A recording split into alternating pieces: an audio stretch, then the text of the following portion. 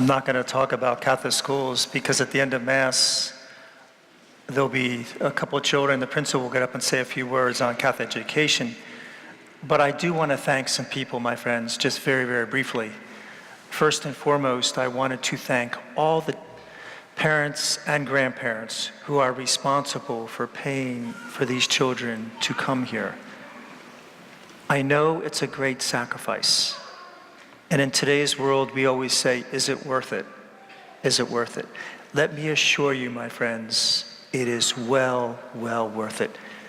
And at some point in their lives, you will see the fruits of Catholic education. So for your parents and grandparents, whoever pays for these children, thank you. Thank you for all that you have given and provided for their education. And the other group I'd like to thank, but before I thank them, I'd like to just introduce, we have a new principal this year. She is the daughter of a parishioner, and I know Augie was here at early Mass. I don't know, where are you at, Susie? She's probably hiding because she doesn't want me to. I don't see a hand. There she is, right in the middle there. That's Susie and Augie Spadone. This will be her daughter. This is Angie Love is the new principal. Right, Angie. Her name is Angie Love. We didn't hire her because of her name. But it's a great name for an elementary school principal, isn't it, my friends? The kids, when they first heard it, wow, that's pretty cool, having a principal called Mrs. Love. But she's doing a wonderful job, and we thank you, Angie. But the other group, my friends, and that is our teachers. They give much, and they don't get much. They give much, and they don't get much. So teachers and aides, just stand up so we can recognize you. I know it's embarrassing, guys, but please do. You do so much for all of us.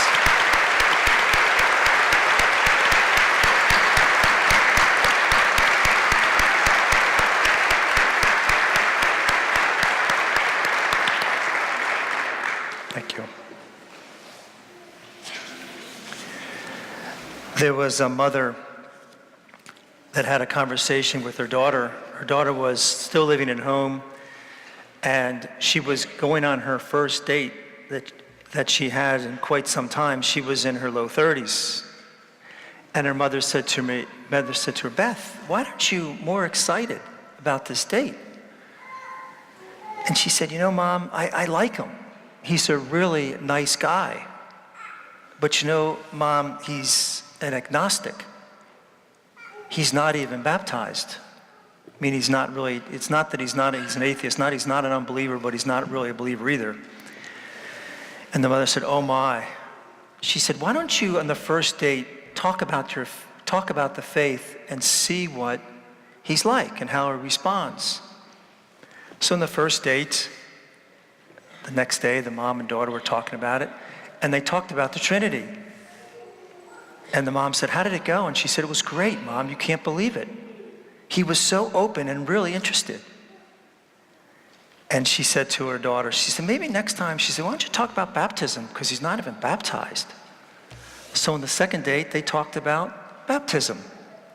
And then this went on for 6-8 months, and you know, things are going very, very well. And a little bit before a year, the mother came into the daughter's Beth's bedroom, and she was all upset, crying, and just in a really tough place. And she came in, and the mom said to Beth, Beth, what's the matter? And she said, you know, Mom, I think I oversold him. And the mom said, you what? She said, I think I oversold him. He broke up with me and he wants to become a priest. True story, he ended up becoming a priest, my friends. It's a little bit of a nightmare for a young girl, but in any event, it's certainly good for the church. And that's what today's gospel is all about, isn't it? It's being a disciple. And all of us in this church are called to be disciples, aren't we?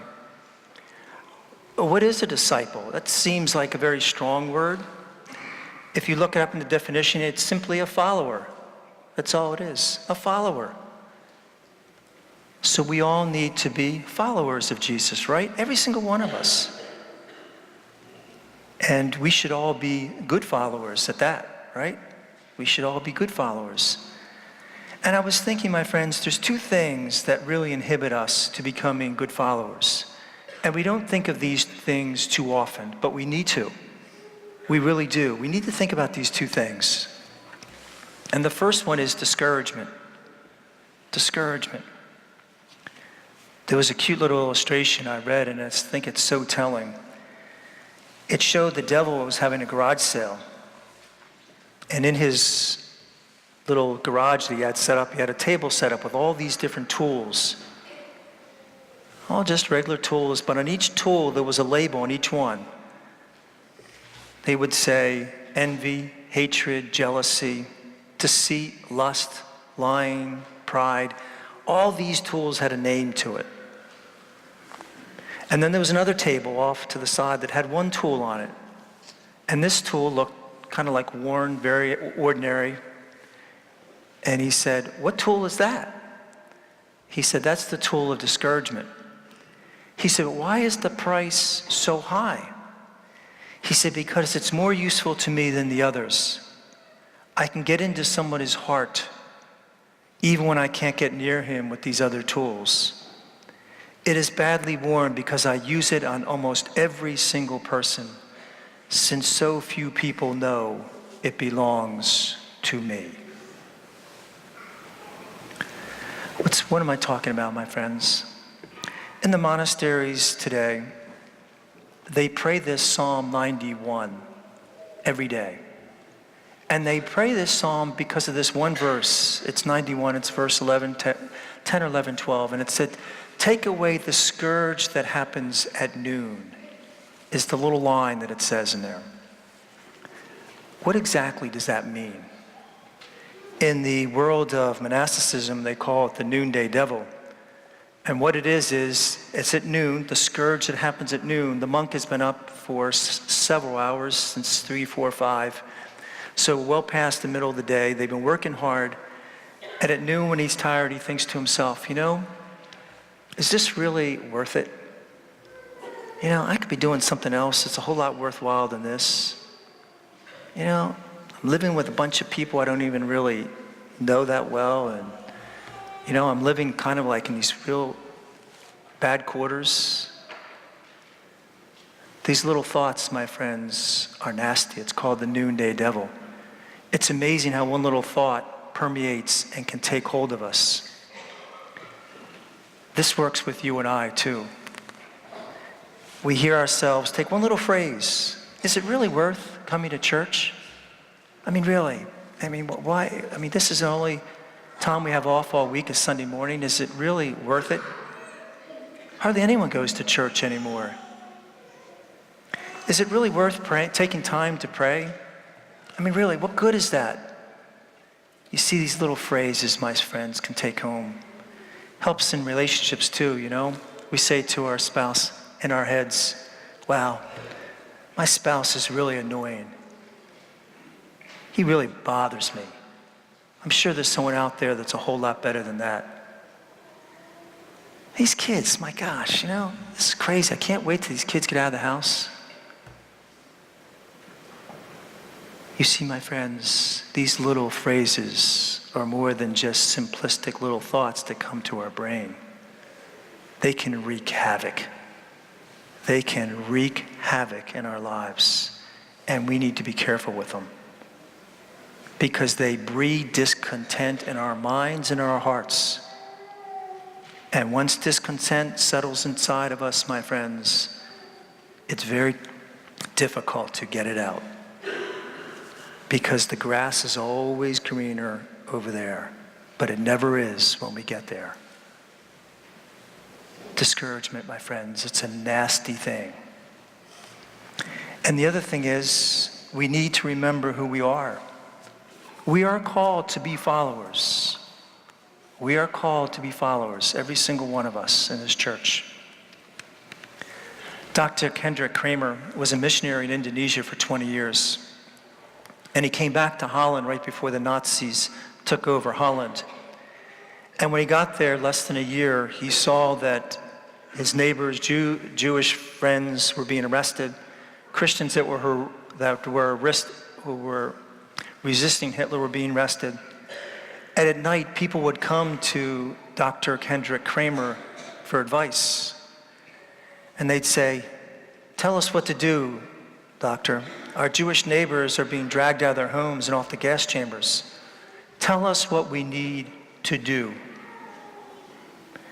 Kramer would always pause for just a short little time. And then he would say to them, I cannot tell you what to do, but I can tell you who you are. I can't tell you what to do, but I can tell you who you are. When you know who you are, my friends, you act different, you think different, and you speak different. Would our decisions at work be any different if we remembered who we are? Kids, would your actions at school be any different if you remembered who you are? Or how you treat your parents and the words that come out of your mouth? You are followers, boys and girls, every single one of you. If you remembered that and knew that, would you speak to your parents like sometimes that you do? At home, my friends, would our attitudes and words be different if we remembered who we are? See, it's important. If we know who we are, my friends, we act in a different way, don't we? And all of us need to be conscious of this, myself included.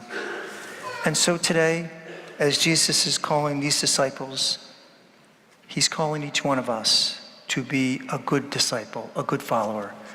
We need to know who we are, my friends, who we are.